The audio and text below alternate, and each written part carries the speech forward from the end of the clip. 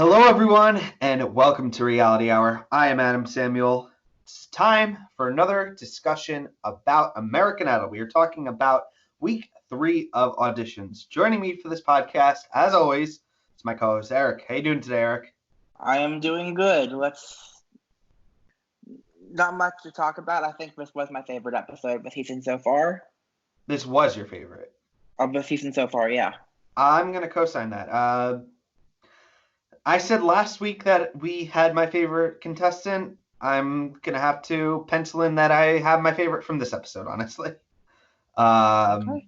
This person clicks both boxes for me, and I am very excited to talk about her, but we will have to wait all the way to the end, unfortunately. Eric, I'm going to pass this off to you. What do you got for us? There's one big news story this week. Well, I could briefly touch on the fact that the X Factor celebrity group of the Love Islander contestant is split up, but who cares? Let's talk about the news that matters. Is that we have our judges for America's Got Talent season 15. And they are? Simon. No Howie, please. Please, God. Sorry, Howie. Oh, God. Rest in peace. Heidi and new judge Sofia Vergara. What are your thoughts, Eric? Really quickly, because this is an American Idol podcast. But what are your thoughts on Sofia? I don't know. We'll see. She can't be much worse than the ones we had last year, so we'll find out. Let's talk about this episode. So, Eric, you said that this was your favorite episode of the season. I agreed. We are now 3 episodes into the season. At this point, we can usually get a little bit of a taste for how the show's going to go. Where would you say for you your hype meter is at? From on a 1 to 10, where would you say you kind of fall in your reaction to the season so far? Well, I'm not going to say who. I looked up the names of the top 20. I did not. What? I told you that I did. Eric, this was what we were going to do. I looked up the names of the top. I didn't watch any of them ahead of time. I've been watching them as we've been going. All right, go on. I'm not going to spoil anything. All I'm going to say is that based on who's made the top 20 so far, I'm optimistic that this is going to be a great season. Wait, now I'm nervous. Don't, no hints. No hints. I'm not going to do any hints. But I've known for 2 weeks, and you haven't known that I've known, so. Okay, so back to the original question. Hype meter, where are you at right now? I'd say I think this is going to be a better season than last season. Well, I'll say that I am about I'm a 7.5, strong 7.5. I'm actually higher. I think I'm at like an 8.5. Oh well, I have my 2 contestants that I'm really excited for, and I hope they make it. And now Eric is giving me that look. I don't know if it's a good thing or bad thing. Anyway, let's talk this episode. So we have a few more contestants, I think, than last time. Although maybe that's just me. But I actually just finished watching this episode literally right before we went live. Eric was actually, I kept him waiting while I was trying to finish it and doing my tweets. So for people who watch my tweet along, the point when I stopped was because I was just trying to really quickly finish the episode and I was just giving my full attention to it. But so we bounced around quite a bit. I think we'll, Eric, you ready to kind of start going through these people? Let's do it. All right, so first up we have Kimmy Gabriella. She is singing Let's Hurt Tonight by One Republic. She is 17 years old. What do you make of her, Eric? Well, when I was live tweeting the first hour of this episode. Actually, I did one tweet, I think. And my tweet was she's my favorite so far. And that, looking back on it, I'm not so sure about that. I think she might be in my top 5, but I'm not totally sold as sold as I was the first time I watched. All right, well, I am pretty high on her. I think maybe a little bit higher than Eric is. No, I'm saying she's in my top 5 of the season. Oh. How much higher can you be? I would put her at number 4. I'm just kidding.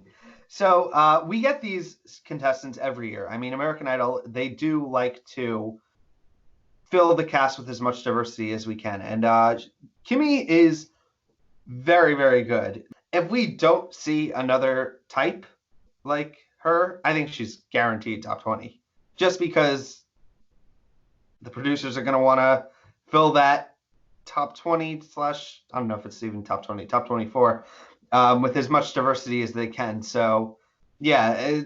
Do you think I might be, without spoiling, do you think I might How be? can you not spoil?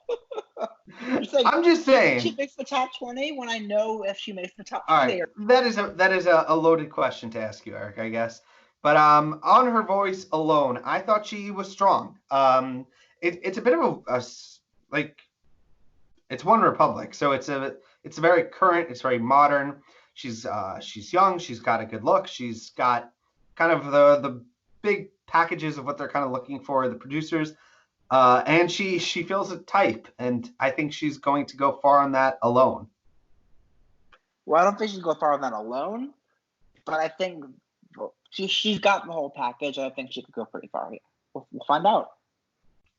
All right. Well, next up we have this whole little segment with Katy Perry. She's on a roof where there was a helicopter where she was proposed to by Orlando Bloom. And now for some reason... I fast forward through that because I was watching it live. But if I was watching it today, I would have totally fast forwarded through that. But from that, like, that weird segment, we get, in my opinion, who might have been my second favorite contestant of the season. We get all of 20 seconds of her. Amelia, she's singing Yesterday by the piano. I loved it. Like, loved it. I'm sorry. I was screaming at my TV. I was like, no! Over adults to know that she's toast. I loved this girl. Like, she's everything I look for in, like, these contestants. Like, I almost have a little crush on her. She was really good. Like, but she's not gonna make it anywhere because she got montaged. But all right, well, the montage of death isn't as much of a thing on American Idol. But I mean, we've had winners come from the montages of doom. Lita Wise and Crystal Bowersox were both in a montage of doom together. But this is a different time. This is a different era, Eric. I think they. I mean, yes. I was really bummed because I really, really enjoyed this girl, and if they had given her like the full package, I would 100% be rooting for her, and not just like be rooting for her. Like, I would have been hardcore rooting for her, and I hope we see more of her because I loved. We don't even know her last name. She's just Amelia. Here's your answer. Don't get too attached. We don't even give her a name. I want to. She was good. She was good, and she plays piano. And anyway, we have Erin Kirby. Really quickly, she's singing "Who You Are" by Jessie J. I was still kind of living the moment from Amelia, so I didn't really take that much away from here. What about you? And then we get a proposal. It's a montage. None of these people matter. Let's pass through them. Wasn't there a show, I think it was Team America, where there was like the montage song? We're gonna need a montage. No? I don't know that show, but I'm sure there was. It was a movie with puppets. It was by the creators of South Park. Anyway, we have Lauren Masietti. She is 27 years old. She is performing "If I Can Lose You" by herself. And she comes into the audition room with her fiance, who is apparently a pretty big deal in the country music industry. Can you tell me a little bit about him, Eric? Nope. He's a very famous country singer. Oh, you're a very famous country singer from what I hear. All right. Well, from what I've gathered, that he's written some big songs. He's well connected. Evidently. And also, just a weird fact, I think he's almost close to, or maybe a little bit less, to double her age. Did I hear this correct, Eric? Maybe. I don't know. She also has her story, because everyone's got a story. She is a nurse. She was adopted by her grandparents. And she apparently grew up in a farm. Or a farm community or something. What did you make of Lauren, that Eric? ticks the boxes. They were comparing her to Lacey K. Booth, which for me is not a favorable comparison. For you, it is. Hey, I tweeted. I saw that connection. I was like, yeah, I could see that. Luke made a good point. I was like, I yeah. don't think that's a compliment necessarily. Why do you hate Lacey? I don't Lacey was hate great. Lacey. Lacey was a perfectly nice person. There's no reason to hate her, but I just didn't think she was. But you did, damn it. Anyway, I think this girl might be slightly better than Lacey, but I'm not blown away. It's not my thing. This is not my thing. So. All right. Well, I enjoyed her. What do you think, though? I bet you did. She's not someone who I would ever find myself rooting for. Like, she's not someone who I would consider my favorite, but she's solid. I mean, like, maybe one or two really good performances down the line, I can maybe see myself kind of getting on board. For now, she's perfectly okay. Okay, we'll see what happens. Is that a fair, would you say? I totally see you rooting for her by the end. Me? I'm going to be rooting for Lauren. That will be a very bleak scenario if we've come to that point. All right. Next up. All I know is my favorite is getting 7th place this year. 5th place is best. And there's going to be a country singer in the finale, if I've learned anything. Of course. Anyway. Next up we have, really quickly, Ryan Harmon. He is doing an original song, and he's a podcaster too. So as soon as he said that, I was like, okay, I'm going to root for you a little bit. Just because I'm allowed to have my biases. And he starts I was rooting for him too until he started singing. I mean, Tom's voice was bad, but it wasn't good enough. And I will say he's extremely likable. He's personality-wise, he's my favorite of the episode. Yeah, the personality really, this is one of those cases where the personality so far outweighs the voice that they might have even just put him, if they had put him through, it would have been on the personality alone. Absolutely. I did tweet this out, and I will say it again. They've let not as good people through. Like, yes, they have. Yeah. Like, they do later in this episode. I was about to also say. He's good. He's just not great. And it's funny because every now and then, like, the American Idol standards bar is like all the way up here, so like everyone can kind of get through, and then every now and then I messed this metaphor up somehow. What I'm trying to say is they have usually very low standards, everyone gets through. That's what I was trying to say. And then randomly they'll just raise it right up, and then they'll be like, for one person they'll be like, nope. You know what I mean? I know exactly what you mean. Candice, I'm sorry, baby. Thank you. I wanted to root for him, but he ends up getting the no. And he takes it well. I mean, I would be a wreck if I was told no, even though I would 100% be told no. But he takes it pretty well. And it kind of, if it's going to be one of these auditioners, let it be one of these and kind of the latter options. Yeah. Is that a yay or nay? That's an okay. Let's move on. All right. Next up, we have Courtney Timmons. So she is a 22-year-old singer. She performs Rise Up by Audrey Day. Her story is that apparently she was just chilling in the room or outside thinking, I don't really even know what was going on. She kind of thought maybe it was like one of those open calls. And Ryan goes down and he's like, okay, we're gonna let you go and audition. And this is crazy. What did you think? It feels so fake to me personally, but we'll see. I mean, I'm sure we'll know if it's fake essentially. Having said that, she's not ready for this. Eric, do you think in the future we might see contestants use this strategy themselves? No. Why not? Because it's a dumb strategy. And yet it worked. To rely on luck. Yeah, so she's brought in, and it's kind of, it's one of the shticky moments where they kind of really want to hype up this, look what we found kind of out of the blue. And she's good. Like, she's not a terrible singer, but it does get really wobbly. Severe pitch issues. There are severe pitch issues, but she's serviceable enough. Like, it's fine. Like, but it's funny because I almost thought Ryan was a little better than her. Me too. Like, As an not overall much. package, definitely. Yeah, but she's the one who gets through because it's the moment, it's the little thing, and I, I don't know where she goes. How far do you think she's making it, Eric? I don't know. I don't think very far. All right, well, it was a fun little segment, but am I ever gonna root for someone like her? Like it was not the best, but it was all right. Is what I'll say. Next, we move on to Lauren Spencer Smith, performing "What About Us" by Pink. She's 16 years old. What do you make of this girl, Eric?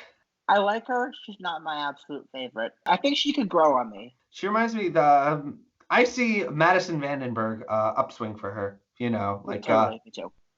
does she play piano? Does she play an instrument? Like that's kind of where I'm thinking. She's one of those big old voices, the big belter voice.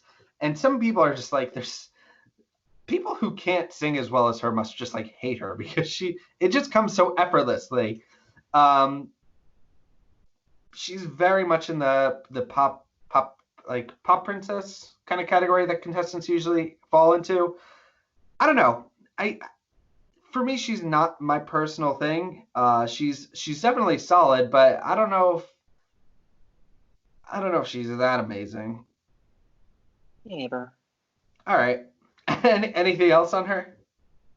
I think she could grow on me, but we'll see. All right. Well, we move on to Dwayne Crocker Jr. He's performing "Don't Worry, Be Happy" by Bobby McFerrin. He's 23 years old. Version of the song I've ever heard. I have to ask, is this the song like that Fish used to sing? I think. Don't worry, no? It's got to be. It is that. Yeah, it is that. Yeah. All right. So he apparently has some history with other shows that I'm very unfamiliar with. So I'm gonna throw this to you, Eric. Could you tell me a little bit about? Apparently, you won a gospel show. That was what it was? I don't know. It was a gospel singer show. All right. So what did you make of him now? 23 years old. Don't worry, be happy. How do you do? The saddest arrangement of the happy song I've ever heard. But he's got a nice voice. Yeah, I wrote he's solid.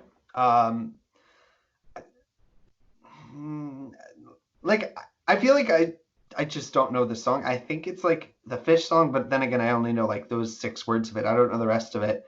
And he performs a pretty like slow piano-driven vocal, and I enjoyed it. I thought it was very solid. Don't think it's the kind of contestant I really would vote for on these shows or root for, because as much as I hate to say it, like this angle is just so played out like over the seasons of what he's kind of trying to give. I don't like the whole. I don't know. I don't like the typecasting the show kind of does with its contestant. I would rather just him be him. Sure, agreed. All right.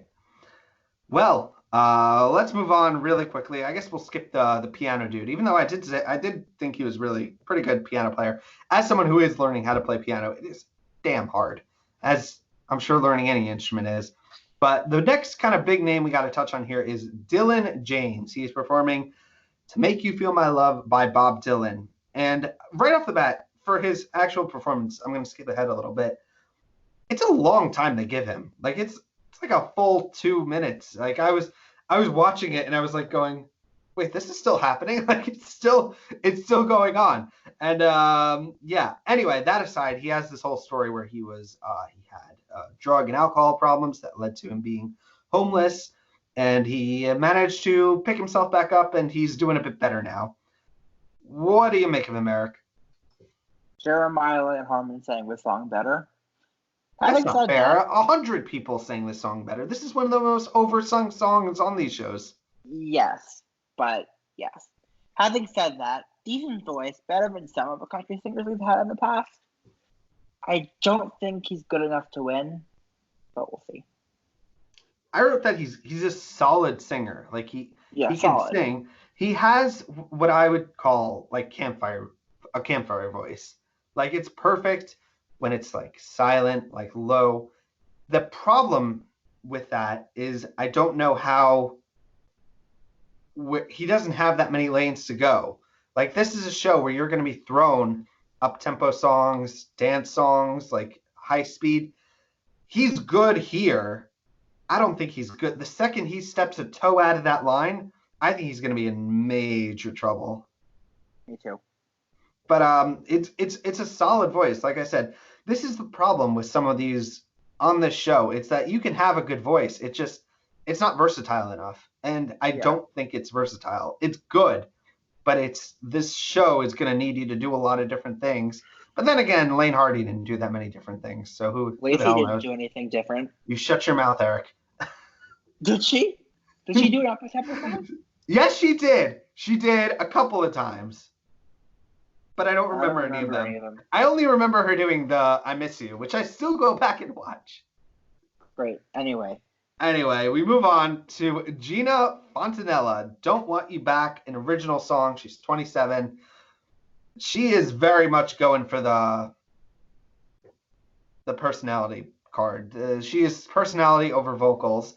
What did you make of her, Eric? she's got personality. But the thing is, I'm not blown away by her voice, and some of the higher notes kind of grated on me a bit. It's funny. I don't even know how, but somehow I found her YouTube channel, and she's like a full-fledged wannabe YouTuber, and she's kind of funny in them. Like, she's got some. I could see that. I found myself like chuckling a little bit, which does, in my opinion, give me a bit of the impression that she's going on to kind of pimp out her channel, which I think it will, because if the more she's seen, I can totally see her being a contestant that's highlighted throughout Hollywood Week. If she makes it that far or beyond, I think she's someone who will be a contestant that will have a spotlight on her, because she's a bit of a character, and I enjoyed her YouTube channel. If you're watching this, let us know in the live chat if you checked out her channel, because it's good. I found myself chuckling a few times. Good. All right, but for her vocals, it's okay. Like, it's all right. Nothing the best. She is a step above Ryan, in my opinion. Like, with the personality and the vocals, she's just good enough. Like, not just good enough. She is good, but she's better enough to kind of get through. I think she will be. I don't know if she's going to be a standout vocally, but I think she might be there for the memes and the gifs. Mm-hmm. All right. Well,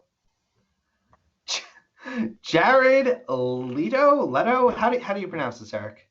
I pronounce it Aprica fast forward. And next up, we have Shannon Gibbons performing.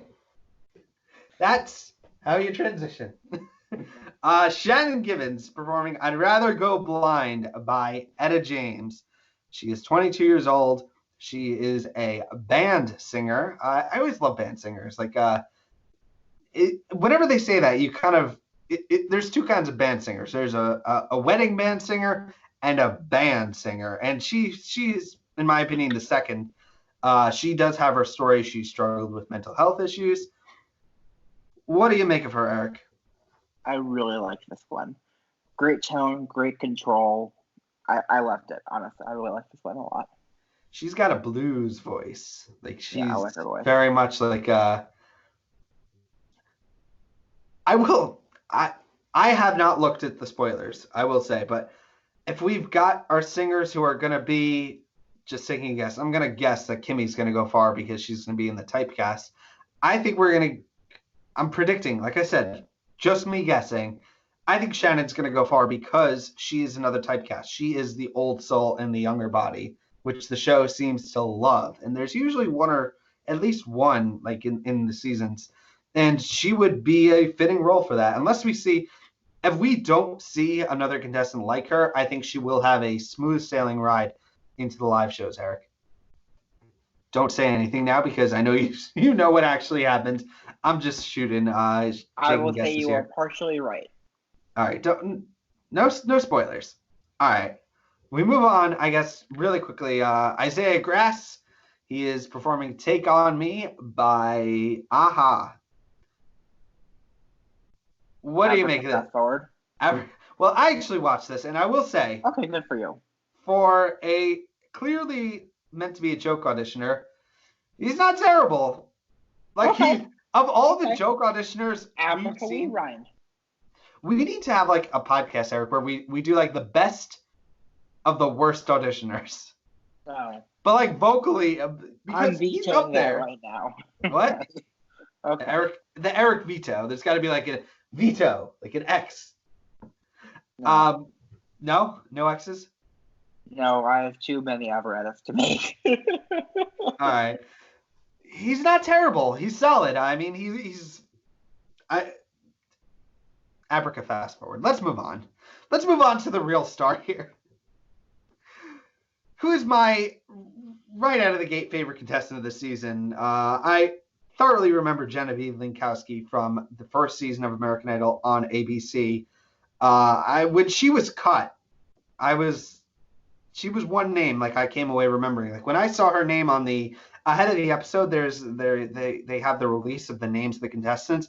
As soon as I saw her name, and I actually saw that she tweeted that she was going to be on the show, I was like, okay, I think I might have found my favorite of the season. And I had built up very high expectations for her, and she apparently, this is one of those awkward things that happens when there's a contestant on one of these shows that I get really excited for, and they have their audition, and I'm like, yeah, that was great, that was good. And then I look at the commenters, and people are like, eh. And I was like, what? No, you were supposed to like her. I really enjoyed her. She performs How Am I Supposed to Live Without You by Leanne Rimes, made famous on The X Factor when Carly, Rose, Sonic Claire sang this with Leanne. Wait, who was that? Oh, God, was that Yeah. the one? Yeah. You Anyway. $5 million, Leanne Rimes. God damn it, Leanne. Anyway, so Genevieve, like I said, she ticks off both the boxes I usually look for in contestants. She's a returning contestant. She plays piano. And this is just an observation of mine. She looks and sings, tell me if I'm crazy, Christina Grimmie. Looks absolutely. Sings. Christina's better. Have you watched some of her YouTube stuff? She's so good. Her cover of I Won't Give Up. I saw Christina live like 2 days before she was shot. And yeah. I love this girl. Like she is my number one.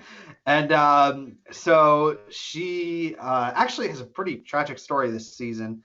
Her sister actually, who was at the audition last year, actually died ahead of this. I think it was last year in a car accident, which is really awful. And they really kind of shine a spotlight on this, Eric. Uh-huh. What did you kind of think about Genevieve, her story, her audition, everything? What do you kind of make of her? I don't watch her story because I don't watch stories.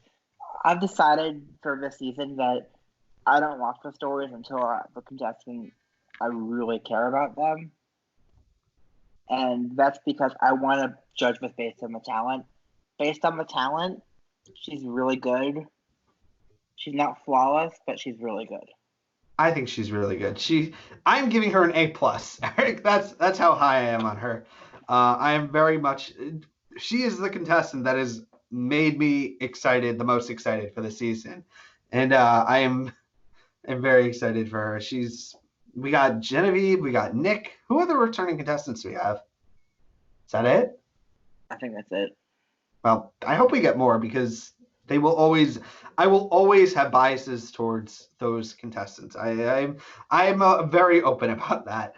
But anyway, yeah, so that is kind of the deep dive. Should we move on to superlatives? Let's do that. All right, so what are we Who are doing? your top two of the week?